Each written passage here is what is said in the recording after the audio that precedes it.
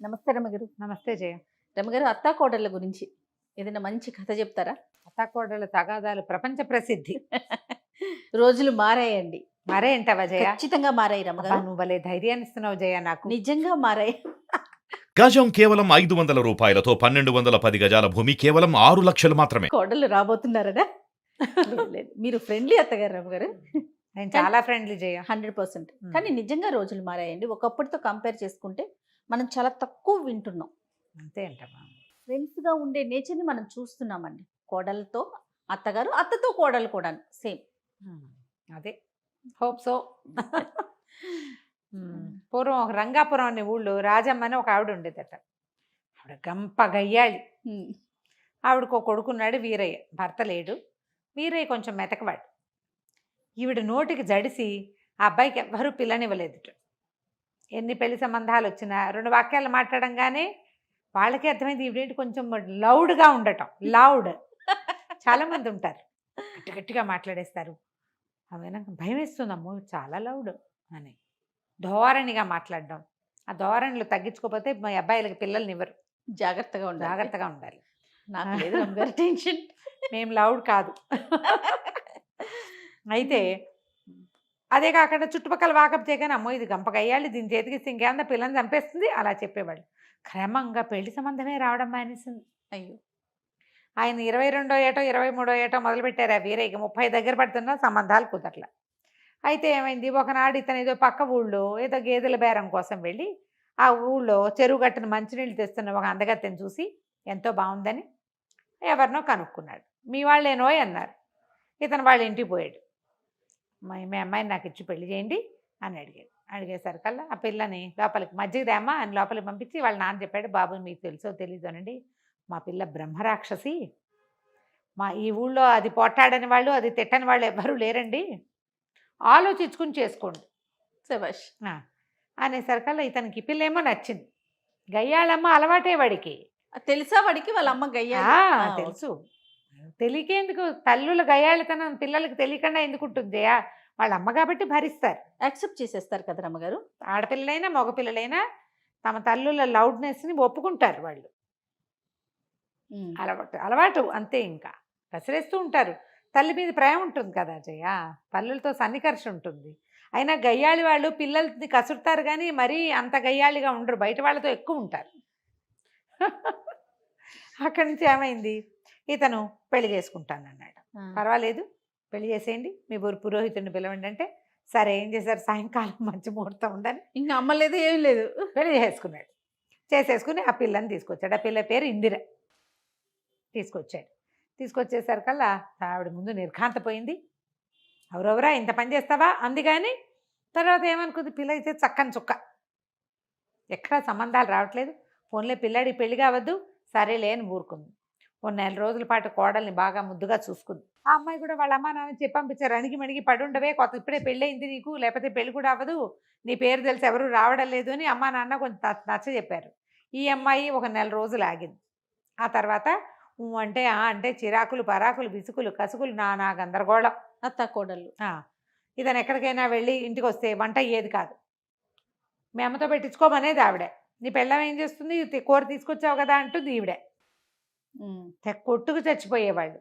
ఈ సందట్లో ఇతనికి అన్నం పెట్టేవాళ్ళు కాదు. ఈ అమ్మాయి పొయ్యి మీద బియ్యం పెట్టి అవతలకి వెళ్తే ఆవిడ మాడినా దింపేది కాదు. ఆవిడ కూరేసి యువతలకు వస్తే అది తగలడిపోయినా ఈ అమ్మాయి మాట్లాడేది కాదు. ఇలా చేసేవాళ్ళు. తిండి దొరికేది కాదు, విసుగు పుట్టిపోయేది. కానీ అతను సహజంగా మెతకవాడవటంతో వాళ్ళిద్దరూ ఏం చెప్పినా ఏం మాట్లాడినా గొడవకి దారి దిగన. మా అమ్మతో ఏమిటి ఇలా అన్నవట అని ఆవిడని అడిగేవాడు కాదు, మా దాని ఎందుకే అమ్మ అలా అన్నవట అని అమ్మని అడిగేవాడు కాదు. ఇద్దరు అలాగుండేవాళ్ళు. ఈ లోపల ఏమైంది, ఆ ఊరు పెదకామంది గారు అబ్బాయి పాము వాత పడిపోయాడు. పాము గారబోతుంటే ఇతను ఆ పాముని తప్పించాడు.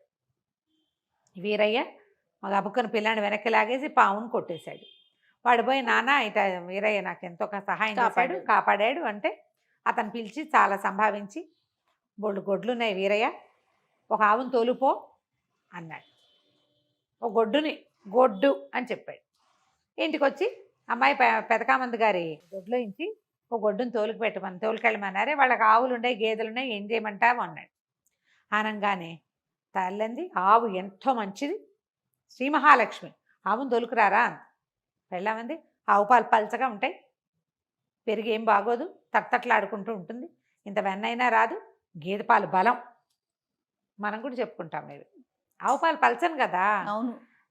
ఆరోగ్యం సంగతి పక్క పెట్టు. గోవు శ్రీ మహాలక్ష్మి అంటుంది అమ్మ. ఆ. గేదె బలం, గేదె పాలు బలం, గేదెకి వెన్న వస్తుంది, గేదె పాలు అయితే ఏముంది అంత వెన్న వస్తుంది, నెయ్యి కొనుక్కోబడలేదు. చెంబడి పాలు ఇచ్చిందంటే బయట ఎవరికైనా పోస్తే 10 రూపాయలు కూడా వస్తాయి. ఆవు పాలతోటి ఏమొస్తుంది, వైద్యానికి తెప్పిస్తే ఆవు పాలు ఎందుకు పనికిరావు అని చెప్పి పెళ్ళాము ఇక కొట్టుకున్నారు. తేలలేదు కథ, ఆవు గేదె తేళ్ళ. అక్కడి నుంచి సర్దుకున్నారు. మర్నాడు కామంది గారు పొలం నుంచి తిరిగి వస్తూ, ఏరా వీరయ్య గొడ్డుని తీసుకెళ్తామని అన్నావు కదరా అనేసరికల్లా ఇతను అన్నాడు, బాబు మా ఇంట్లో తగదా అండి, ఆవా గేదె అని కొట్టుకుంటున్నారంటే, గేదెలు ఎక్కడవిరా, గేదెలు ఇవన్నీ ఆవులే ఉన్నాయి, రేపు తీసుకుపో, ఒక ఆవును తీసుకెళ్ళి నీకు ఇస్తానని ఇంట్లో కూడా చెప్పాను, నువ్వు వెళ్తే ఒక 2 గడిపప్పులు కూడా ఇస్తారు, జనపకట్ట ఉంది అది కూడా తీసుకుపో అన్నాడు. ఇంటికి వచ్చి అమ్మ కామంది గారింట్లో గేదెలు లేవుటే, ఓన్లీ ఆవులే ఉన్నాయిట అనేసరికల్లా అప్పుడు ఏముంది, ఇకనేమి తెల్లటి ఆవును తోలుకురారా అంది వాళ్ళమ్మ. తెల్లావేం అందంగా ఉంటుంది, నల్లటావైతే అందంగా ఉంటుంది, నల్లావు పాలు కొంచెం చిక్కగా ఉంటాయి, నల్లావుని తోలుకు రావాల్సిందే అంటుంది పెళ్ళాం. మళ్ళీ స్టార్ట్. ఏంటి నీకంత తెలిపిచ్చి అంటే, నీకు మాత్రం నలుపుకేం తక్కువ, నువ్వు నల్లగా లేవా అని కోడలు అంటుంది. నీకు నలుపెందుకు పనికిరాదు, నువ్వు మాత్రం నల్లగా లేవా, ఓకే, నువ్వేమైనా పెద్ద అందంగా ఉన్నావా అని. తెలిపైతే ఏమి తెలుపు, నీకు తెలుపు కాబట్టి తెలిపే కావాలి, ఇలా కొట్టుకున్నారు. 2 రోజులు వెళ్ళల. 3వ రోజున మళ్ళీ కామంది గారు కనపడ్డాడు. ఏరా గొడ్డిస్తానంటే వద్దా నీకు వీరయ్య, తీసుకెళ్ళవేమిట్రా అన్నారు. అనేసరికల్లా బాబు ఏం చేయనండి, మా ఇంట్లో చాలా తగదా అండి, వాళ్ళిద్దరూ తెక్కొట్టుకుంటారు, మా అమ్మ అదంటుంది, మా ఆవిడ ఇదంటుంది, పడలేకపోతున్నాను, అత్తా కోడళ్ళ గోల, అందుకని ఇంకా తీసుకెళ్ళలేదండి అన్నాడు. అనేసరికల్లా ఆయన అన్నాడు, నాకు అత్తా కోడళ్ళ గోల తెలియదురా, 2 పెళ్ళాల గోల తెలుసు, నాకు 2 పెళ్ళాలు ఉండటం బట్టి వాళ్ళు అలాగే కొట్టుకుంటారా, వాళ్ళు ఒకళ్ళకొకళ్ళ శత్రువు, వాళ్ళకు ఒక బలమైన శత్రువు ఉన్నాడు అనుకో, వాళ్ళు చచ్చినట్టు ఉంటారు అంతే అన్నాడు. అనేసరికల్లా ఏం చేయమంటారు బాబు అన్నాడు. ఏముందిరా, వాళ్ళల్లో వాళ్ళకి తగాదాలు పెట్టకూడదు, ఇద్దరిని లైన్లో పెట్టాలి ఒకడివే అనగానే వేరే బాగా ఆలోచించుకున్నాడు, చెట్టు కింద కూర్చొని. సాయంకాలం కామంది గారింటికి వెళ్ళి బోల్డ్ ఆవులు, 100 ఆవులు, వాటిలలో ఒక మంచి కపిలని తీసుకుని వచ్చేసాడు. ఎర్రగా ఉంటుంది కపిల. పాకెట్లోకి వచ్చిన ఆవును చూడగానే నిర్ఘాంతపోయారు వీళ్ళు, అత్తాకోడలు. అవురవరా తెల్లటి ఆవును తోలుకోమంటే ఎర్రావును తెచ్చావేరా, నీ మొహం మండా అంది తల్లి. పెళ్ళామంది, బుద్ధి లేదు నీకు, మీ అమ్మలాగానే నువ్వు కూడా అంతే, చెప్పింది చెవినేసుకోవు అన్నది. ఆనంగానే ఏమీ లేదు, సర్రమని లేచాడు, తల్లి దగ్గరికి వెళ్ళే ముందు. నీకేమైనా బుద్ధి ఉందా, చిన్నవాళ్ళని శరణార్థాలు పెడతావేంటి, నా ఇష్టం, నేను ఏదో ఒకటి తెస్తా, నోరు కంట్రోల్ చేసుకో, పెద్దదాని వెయ్యవు, మర్యాదలు ఇచ్చిపుచ్చుకో, నువ్వు ఏమైనా బాగుపడతావా అంటోంది వాళ్ళమ్మ. తల్లి మాట వినని వాడు ఏం బాగుపడతావు, ఏం బాగుపడటం ఏంటి, ఏం మాట వినమంటావు, నోరు మూసుకుని ఇంట్లో కూర్చున్నావా, ఇంట్లో ఉండు, లేదా నీది నువ్వు కాచుకుని తాగు పక్కన అనగానే ఆవిడ నిర్ఘాంతపోయింది. ఎప్పుడైతే అత్తగారిని మొగుడు తిట్టాడో ఈ ఇందిర రెచ్చిపోయింది. అలా గడ్డిపెట్టు, అన్ని విషయాలకి తగుతున్న మాని ముసలమ్మ మూల కూర్చోకుండా వచ్చేస్తుంది ప్రతిదానికి, బాగా చెప్పావు ఆనంగానే గిరుక్కు నీడు తిరిగాడు. పళ్ళు రాలగొట్టేస్తాను, నేను ఆవును దేవాలో నువ్వు చెప్తావా, మగవాళ్ళ వ్యవహారంలో నీకెందుకు, పెళ్లి చేసుకున్నా ఇంట్లో వంట చేసావా కాపురం చేసావా అన్నట్టు ఉండాలి, అక్కర్లేని విషయాల్లో కనుక కలగ చేసుకున్నావు అంటే కాళ్ళు విరకొట్టి పొయ్యిలో పెట్టేస్తా అనగానే నిర్ఘాంతపోయింది. తల్లిని కొట్టినంత పని చేసి ఇందిరిని నిజంగా కొట్టబోయాడు. వాళ్ళిద్దరూ నోరు చేసుకున్నారు, వాళ్ళకి అలవాట్లేదు వెనక్కి తగ్గటం, మాట విసిరారు, విసరంగానే ఇతని మీదకి వెళ్ళిపోయాడు. ఎప్పుడైతే నిజంగా కొట్టబోయాడో బిక్క చచ్చిపోయారు ఇద్దరు. నిశ్శబ్దంగా ఊరుకున్నారు. ఆవుకు పసుపు రాసి బొట్టు పెట్టండి, దొడ్లో తీసుకెళ్ళి కట్టేయండి, కాస్త కుడితిపెట్టండి అనగానే వంతుల వారీగా చేశారు పనులు. ఆ తర్వాత నుంచి కొట్టుకోవడం మానేశారు. అతను ఉన్నంతసేపు కుక్కిన పేలలు ఏమిటి, అతను వెళ్ళాక ఇలాగ నన్ను చూసేవా అత్తయ్య, మీ వాడు ఏమన్నాడు అని కోడలు, ఏమిటో వీడు ఇలా తయారయ్యాడు అని అత్తగారు. వాళ్ళిద్దరు మాట్లాడుకున్నారు. ఒక బలమైన శత్రువు ఉంటే వీళ్ళిద్దరూ ఇక కొట్టుకోరు, ఆ శత్రువు అతనే, అతనే కంట్రోల్లో పెట్టుకున్నాడు. ఆ తర్వాత ఇంకా కొట్లాటలు లేవు, గయ్యాళితనాలు తగ్గిపోయినాయి. సాగుతుంటే కదా మాకు గయ్యాళి, అంతే కదా కదా. ఈ కథని ప్రతి అత్తగారు కోడలు వినాలి, ప్రతి కుమారరత్నము వినాలి, అంతే, వింటే ఈ గొడవలు తగ్గుతాయి. కథ కంచికి మనం ఇంటికి. నమస్తే రమ్మగారు. నమస్తే జయ.